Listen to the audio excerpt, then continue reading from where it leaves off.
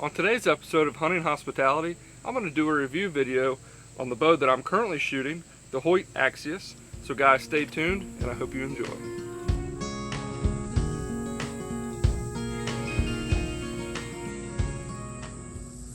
So before I get started with this video, I just want to say this. I am not paid, sponsored, or anything through any bow manufacturer, broadhead manufacturer, crossbow manufacturer. I have no affiliation with anybody. So all the information that I give you is just from me. Professionally speaking, some of it may even be wrong. I may have a number off on IBO speed, or something may not be 100% correct, but I'm going to give you all the information correct to my knowledge. So with that being said, I'm going to get started on this product right here, the Hoyt Axius. So a couple things that I really like about this bow, makes it one of my favorites, is the draw cycle. Hoyt has got the draw cycle down with this cam design. So it's super smooth all the way from the start. When you first roll the cam to the end, it's nice and smooth. You don't get that real aggressive hump right at the end. This is a 65-pound limb bow, so it's 55 to 65. I have it maxed at 65 pounds, 29-inch axle to axle. It's in the middle of the road. It's not the real short one, but it's not a real long one. It's very nice if you're on, like, for turkeys, if you're in a ground blind kind of, confined space. This is a good bow for that. This is a very fast shooting bow. I think the IBO is 340, I believe, but do not get stuck on IBO speeds when you're in the market for a new bow.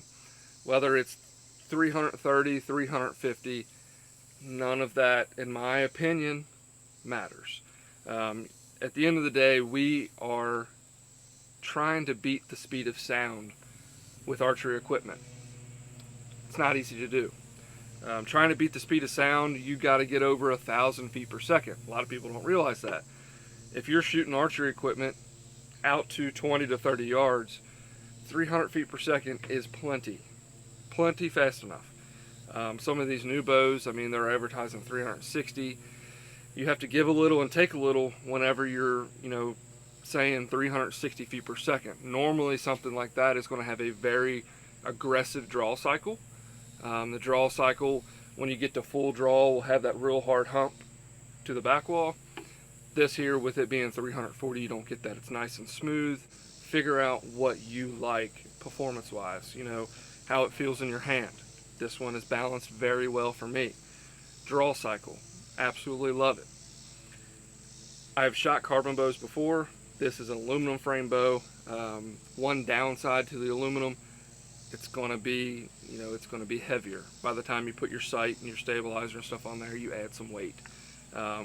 Realistically, that is the only complaint that I have with this bow, and that is not a manufacturer's fault. That is just nature of the beast. That is why this bow was $1,000 versus $1,500 for a carbon bow. I equipped this one with a QAD drop away and then a single pin trophy ridge sight. I've used this sight for many years on probably 4 or 5 different bows, and I really, really like it. I will not go back to a 5-pin or 3-pin or whatever. Well guys, that is a wrap on today's video. Again, that was on my Hoyt Axius. Great shooting bow. Doesn't really hurt the bank too bad. It is brand new, $1,000, but I wanted to do this because this bow is now 2 years old. And I'm starting to see these come up, Facebook Marketplace. There's a couple different forums you can go on to buy and sell, trade archery equipment. Again, if you haven't subscribed, please click the subscribe button. I'm going to do everything I can to get this channel off the ground this year. If you liked it with your buddies, make sure you share it, drop us a like, and we'll catch you guys later on the next episode of Hunting Hospitality.